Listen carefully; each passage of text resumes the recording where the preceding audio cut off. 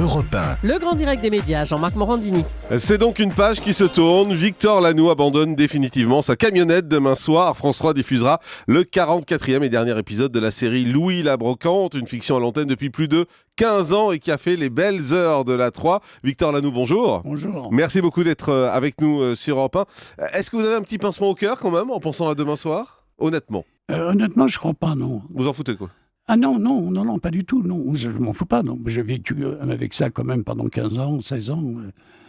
Mais, tout a une fin. Deuxièmement, il y a très longtemps que je pensais quand même à abandonner le rôle parce que je voyais le personnage vieillir et je me disais, c'est pas possible, c'est pas lui, c'est pas moi.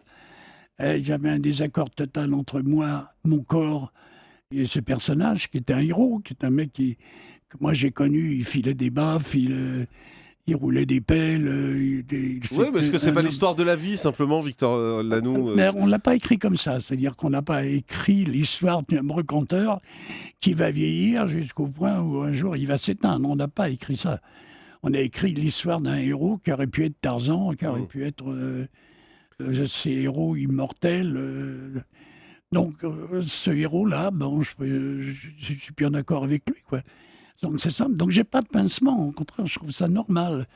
En plus, lui, il n'est pas mort. On va le revoir. On a des rediffs. Oui, les rediffs...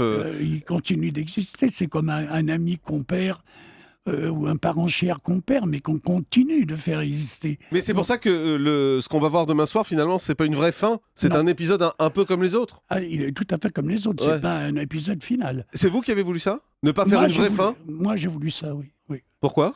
Justement, pour pas qu'il disparaisse. Ouais. Pour pas qu'on mette un point final, pour pas... Mais ça veut dire que vous vous laissez aussi la porte ouverte, peut-être un jour, à faire un téléfilm exceptionnel où on ferait revivre Louis la Brocante ?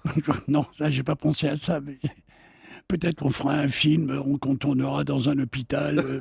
Non, mais c'est vrai que les séries américaines font souvent ça quand elles arrêtent. En fait, elles font pas de vraies fins en se disant peut-être qu'un jour on pourra faire un épisode exceptionnel ou une soirée spéciale. Pourquoi pas, puisque là, encore une fois, il n'y a pas de fin. C'est un épisode qui passera entre l'épisode 11 et l'épisode 17, quand ça sera projeté en Iran. Donc voilà, un épisode comme les autres. En tout cas, vous nous aviez annoncé ici même, sur Europe 1, le 20 novembre 2012, l'arrêt, votre envie d'arrêter. Vous nous disiez qu'en fait, vous n'étiez plus en phase avec le personnage. Est-ce qu'à un moment donné, vous avez imaginé quelqu'un pour vous remplacer ? Ça aussi, ça se fait beaucoup aux États-Unis. C'est-à-dire que le héros tourne la page, mais Louis la Brocante, lui, continue avec peut-être un nouvel acteur. Moi, je ne suis pas l'auteur des brocantes. Je suis ce qu'on appelait le gardien de la tour.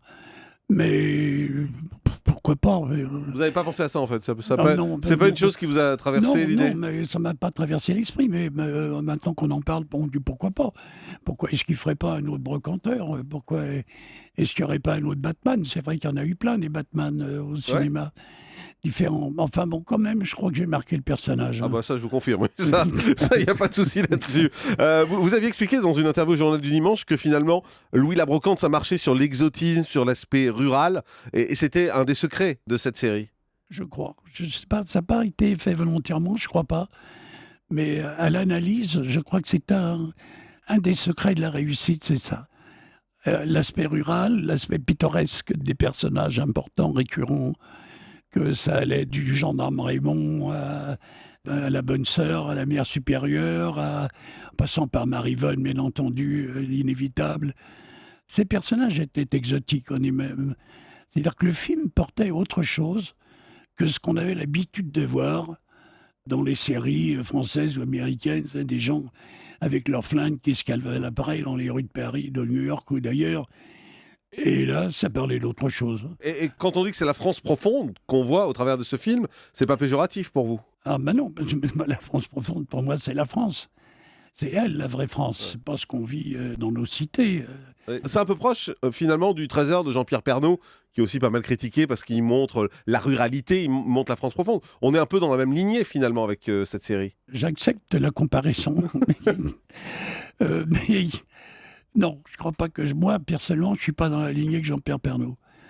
Je suis dans une autre lignée. Mais cela dit, Oui, on peut dire ça, puisque ça touche. Voilà, la comparaison ne vous plaît pas, j'ai compris. Ça touche à la C'est pas une ruralité. comparaison qui vous plaît. Non, parce que nous, on est dans la création, dans la créativité, on n'est pas dans le reportage. Et il n'y a pas d'autres séries, enfin j'en vois pas sur le coup, qui comme ça se sont implantées dans la ruralité à ce point-là, alors que ça a été un succès. En général, dès qu'il y a une série qui a un succès, pourquoi? Parce que peut-être ça fait pas assez branché, c'est pas assez à la mode. Ça a été difficile à faire démarrer. Hein. Mm. Vous en savez quelque chose, vous êtes à la base du démarrage. Et heureusement que vous étiez là. Et une ou deux autres personnes comme vous, heureusement. Ça nous a bien soutenus, ça nous a bien aidés, parce qu'au début, on se foutait de notre gueule. Ouais. Hein. Ah oui, carrément. C'est le parisianisme qui veut ça en fait. Oui. C'est ça la réalité. Oui, le parisianisme, bien sûr. Donc au début, on nous prenait pour des malades. Mais même moi, le premier, quand j'ai commencé, quand on a fait le premier qui a très bien marché, qu'on m'a dit on va peut-être faire une série, je me suis barré. J'ai dit non, comment peut-on faire une série avec ce personnage central qui n'a rien d'autre qu'un brocanteur, à qui il ne peut rien arriver? En fait, on s'est aperçu qu'il pouvait tout lui arriver.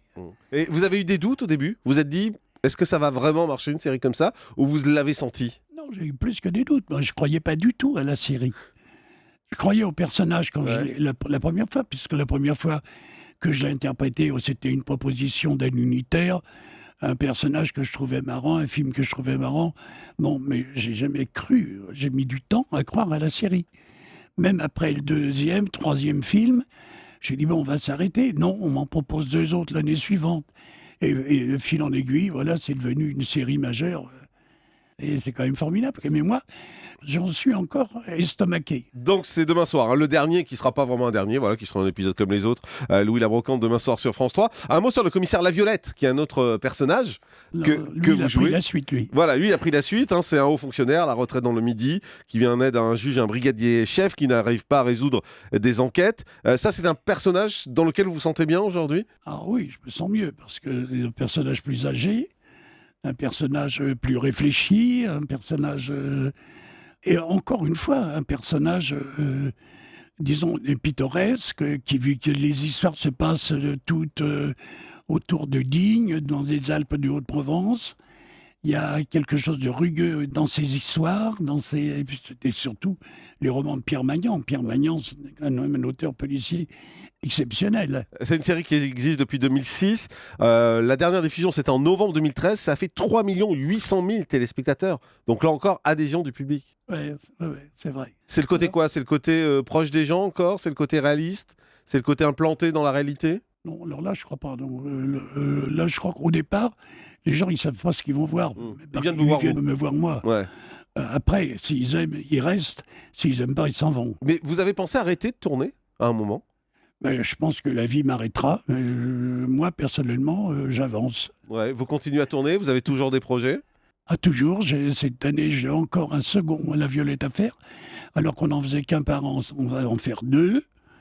Et j'ai en plus un unitaire de prévu après. Et l'année prochaine, j'en ai encore 2 et 3.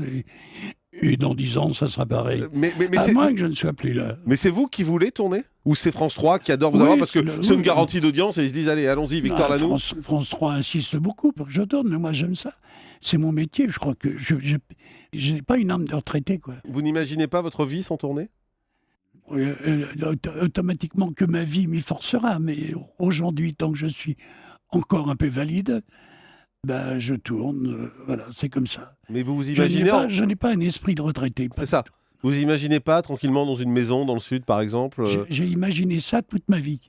Et plus j'y pense, et moi ça m'intéresse. Mais tourner, ça reste dur pour vous, malgré tout, non? Aujourd'hui, physiquement, c'est dur, compliqué. Ouais, par moments, c'est très dur. Je le fais. Ça, c'est des challenges, quoi. Ouais, vous vous donnez un défi à vous-même? Je le fais pas, je me donne pas un défi, mais je sais que c'est un challenge à chaque fois, quoi. Je sais que quand je signe, il va falloir que j'assume. Et vous êtes prêt à le faire à chaque fois? Ouais. C'est quoi qui vous motive? C'est le plaisir de tourner? C'est le plaisir de se dire, tiens, j'ai fait 3,5 millions de téléspectateurs? Non, c'est juste l'idée de rester debout, quoi. Ouais. Et c'est ça qui vous maintient debout aussi? Ah oui.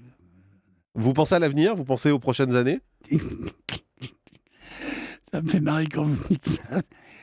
Oui, je pense à l'avenir. Je me dis, tiens, demain, je serai peut-être mort. Vous pensez à la mort beaucoup? Je pense pas à la mort, je ne pense qu'à la mort. Mais j'ai toujours pensé à la mort. Moi, j'ai écrit des pièces, ça ne parlait que de la mort. J'ai toujours pensé à la mort. J'ai toujours vécu avec ma mort en bonne intelligence, sachant qu'un jour ou l'autre, il y en a un qui prendra le pas. Mais, Et ça vous fait peur? Vous craignez la non, mort? absolument pas. Vous êtes serein par rapport à ça? Oui, je suis Piron, je suis copain. Ça fait peur en général pourtant, hein, parce que c'est l'inconnu. Ça fait peur à tous ceux qui ont des esprits tordus, ceux qui ont été plus ou moins matraqués de fausses idées, de religion. Moi, ça me fait pas peur. Je suis totalement athée. Ces trucs-là m'ont jamais intéressé. C'est le mot fin, quoi. La mort m'intéresse. C'est juste le mot fin pour vous, la mort? Ouais, c'est ça. Ouais. Le grand direct des médias, Jean-Marc Morandini.